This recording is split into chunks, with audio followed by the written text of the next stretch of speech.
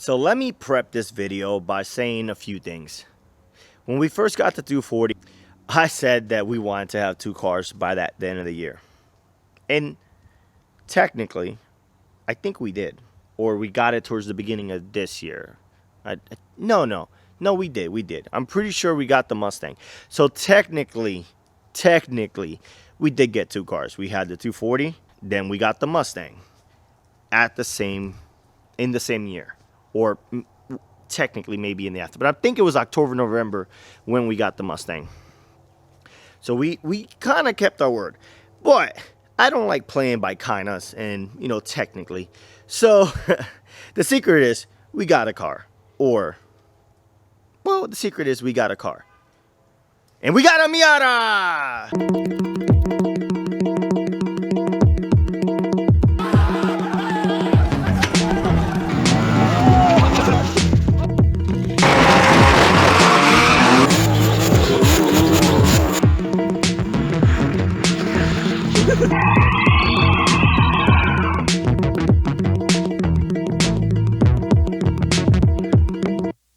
This is my 1992 Mazda Miata.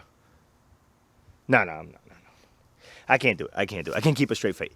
This is not my Miata. This is my buddy Mauricio's, the one that you guys saw in that video. Get that shit, Carlos! That's his Miata. We pulled the motor because it had a tick. Sorry. We pulled the motor because it had a tick, and I can't say what we're doing with that car no more, right? That car is not mine. So that's about it, right?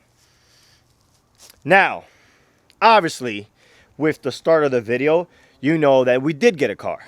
The car that we got is a car that I thought I would probably never own. And it is, here's the big reveal, drum roll, a 350Z.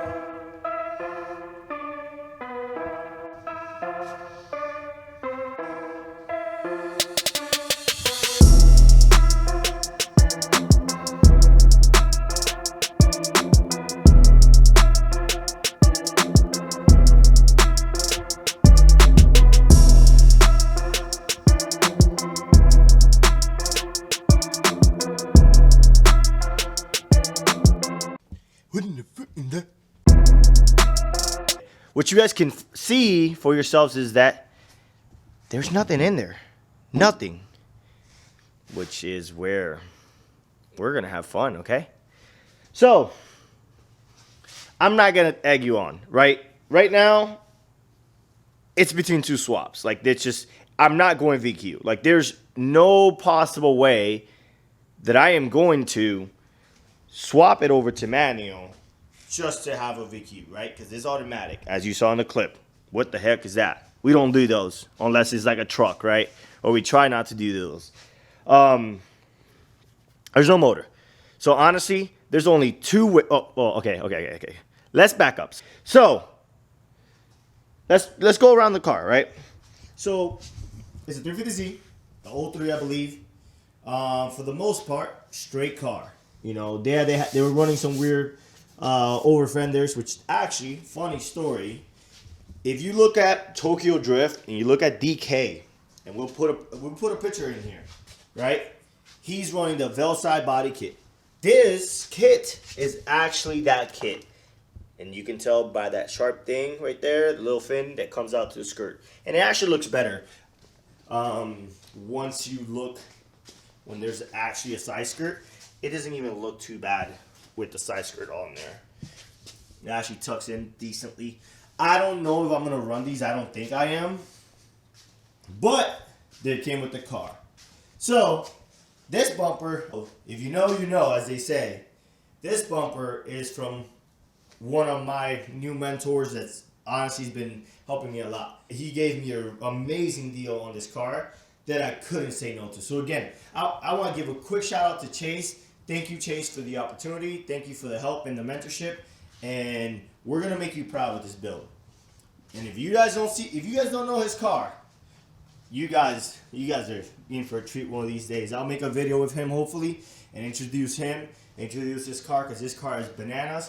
And it's such a fun car. Perfectly set up. Like, he literally beats on it multiple days, multiple events, and that car doesn't do anything but do him right for, you know, the few issues here and there. Now, guys, I have not touched this car. Like, I literally went to look at this car. I saw the car. I looked at the frame. I looked at everything the bones that is going to make this car great. The reason why I like this car is that it is the automatic. And besides the over fenders, it looks like it was never abused. Besides the little cutting, it looks like it was never abused. So for me, that was a really good contender to build a mild build, right? Let's keep looking around the car, right? So the car was missing side skirts. I picked those up for like 40 bucks, 60 bucks in the junkyard already, right? I don't care about cosmetics, but if I go buy a junkyard and I find a couple things that I need, I'm gonna use it, right? The car has one seat, has most of the carpet, most of the interior, and it's actually super clean. So I might sell some of these interiors. I'm gonna be honest, right? I picked up the car, like I said. I went, I saw the car, I saw the bones of the car, I saw the car was great for what I want to do, and I saw an opportunity, and I grabbed the car.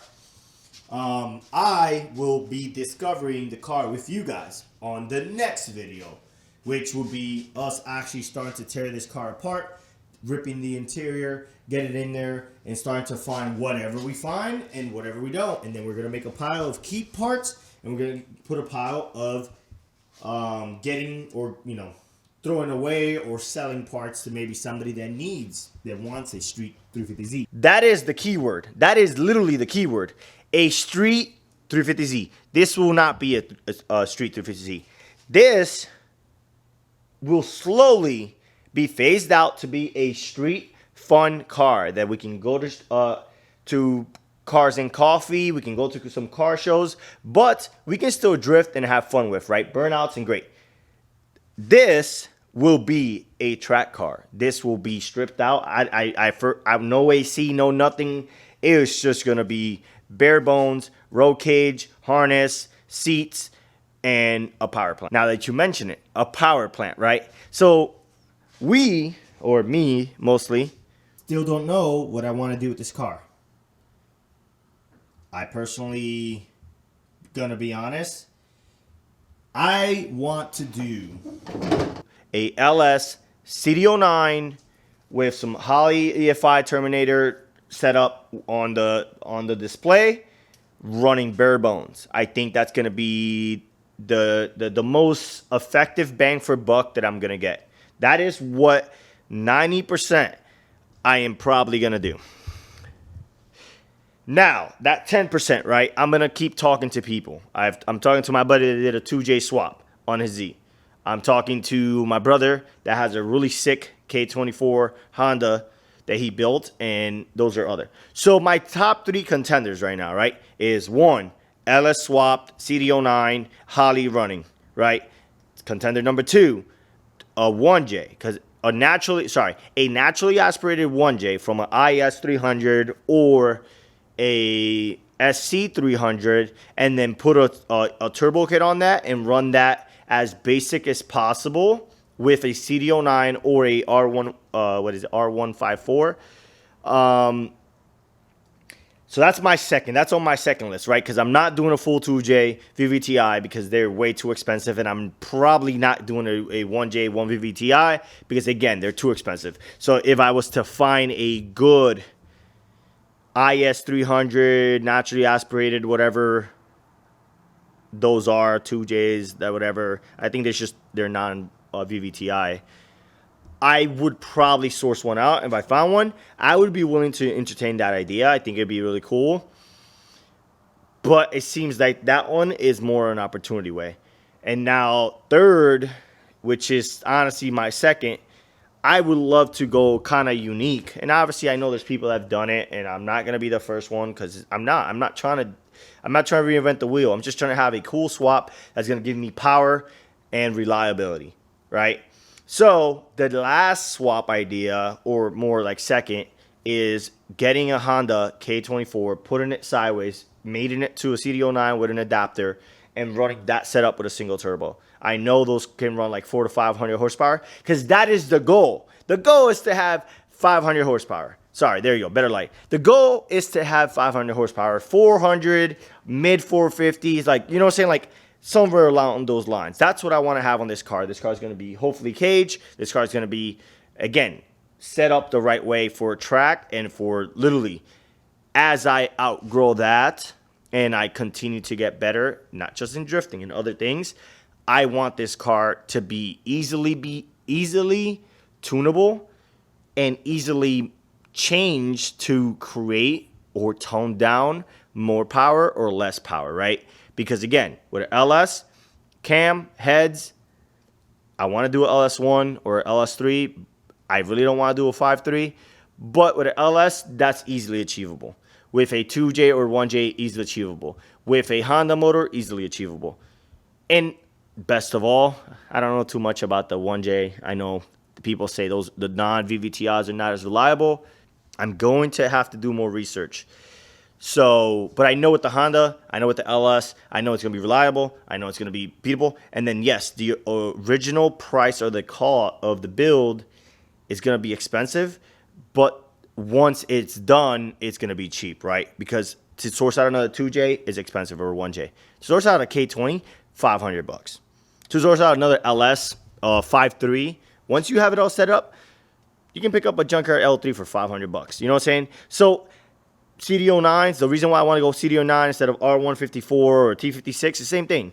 Once you have the adapter, once you have everything, CDO9, you can pick up used from a G35 for like $600. And again, obviously I know everything is rising, so don't quote me. But again, if you see what my plan is to have the car be able to, if I break something, because we are drifting, we are abusing these cars, I can get it back on the road, right? And I know there's a lot of technical terms, not really technical terms. I'm just using a lot of numbers and parts, and if you don't know what that is, you're probably bored. So I apologize. I'm trying to make this video fun, and I know I'm going to cut things and add things or whatever I think, but I want to make this video because I want to start taking this car apart. I want to start tearing it apart, and I want to start seeing what I see and what I find, and again, prepping this car. Like I said, look, went to the junkyard today, got some side skirts. So we're slowly moving. This, guys, is going to be a slow project. It is not going to be fast. I would love to say, hey, within 2-3 months, like this car is going to be done. No, that's not realistic, right? Like, we're going to get it done when it's done. And unlike the 240, I'm not going to be rushing to get it on the track because I got that. So we're going to work on it slowly. We're going to build it in the channel. We're going to build it with some friends. We're going to build that Miata. And then obviously my buddy Jamari, he's building a Mustang. His angle kit is in the back somewhere. So again, my other buddy David that he drove, he's looking for something right now too. So we're going to have a lot of content. We're going to have a lot of modding. It's going to be a great year. There you have it. I talked a lot. I probably confused you guys, or you guys are probably clicked out after a minute or two. If you made it this far, thank you. Again, thanks to Chase for the opportunity, because I really wasn't looking for a 350Z. I know I wanted a shell. I know I want to phase out the Mustang. But again, why get rid, or, you know, why mess with a car that's running? And I knew that I couldn't sell this to get a different car because this runs and it's giving me seat time while this won't run for a while. People came through. We got this. Slow build. We're going to build it the right way. We're going to build it the way we want. We'll take some input from people. I'm asking questions. I'm doing the research. And we'll gather everything. The first things we're gathering is, you know, small things. I want to source out a third pedal. I want to source out a CDO9. And I want to start sourcing out some of the trans mounts, and maybe, I guess I'll wait. But I want to source out some of the easy stuff that I know it's going to be used on whatever we end up doing before we get the motor. The motor would probably be the last thing that I source. And then the adapter will be the, you know, 2-3 things before that. And then the harness will be the last thing after we get the motor. So, hey, guys, thanks for watching. Please like, subscribe, whatever you do. Share the video. Do whatever you guys do. I appreciate the few people that do watch this video. I appreciate everybody that's helping me on this journey. And this journey's just starting. We're going to continue. We're going to have great content. We're going to have great people, great mods, great track days. It's going to be amazing. Also, somebody was talking to me about it. The reason I plan to go on other tracks, right? The plan is to go on more tracks. Right now, the reason why I keep going to Leadfoot is, one, Leadfoot is close to my house. Two, Leadfoot is cheap. It's a great place. It's really good. And for a person starting, Leadfoot is an awesome place. You got a big burnout. You can practice, the basics. And it's not intimidating. You go to Showtime, you go to or OSW, some of these other tracks that are amazing, and I can't wait to go.